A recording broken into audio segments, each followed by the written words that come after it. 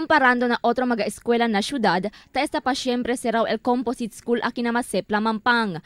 Según con el Jefe del Governance and Operations Division Rosalio Conturno, tiene cuantos mga kondisyon ta pidi el DepEd con el gobierno local antes abrir con la eskwela. Incluido na mga pidimiento del DepEd, amo el 24 horas seguridad na eskwela por medio de establece un detachment del soldado.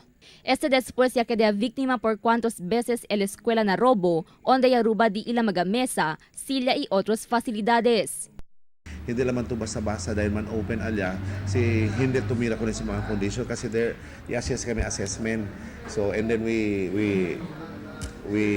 coordinated with the city officials, city government, para ma-assist ka namon. Kaya hindi man kami pwede assist kasi the last year, sabi man kita, yung prinsipal kay alya, yung letong klase, pero kung sa sucede, yakaba perde, yakaba ruba el mga sitting facilities. Even akal mga tangke de ago, yakaba perde.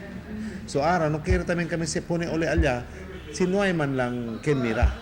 So tiene kami mga conditions sa man submit ko ng city government. Según con Conturno, tapidi también el DepEd asistencia na gobierno lokal por medio de dona magasilya, mesa y otras facilidad para na uso del mga estudyante, incluido pa el conexión de corriente na eskwela y bastante supply de agua.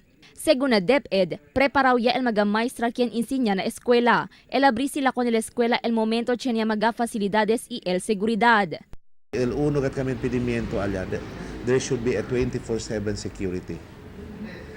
Kasi sinuway sa security and we really wanted task force sa Buanga mo el mukidebe man-establish alya detachment para at least pwede kat mabihila el kosa mga hindi mga suseso kay hindi debe sucede.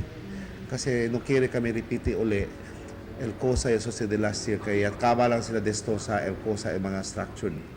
Nalisting ya kuno si el DepEd y DSWD, talina más de 400 el estudiante quien esperanzao entra na Composite School del Masepla. Pora na mga facilidades el dale también asistencia el DepEd y gobierno local con el mga estudiante por medio de mga school supplies. Crisel Almonia, Dateline Zamboanga.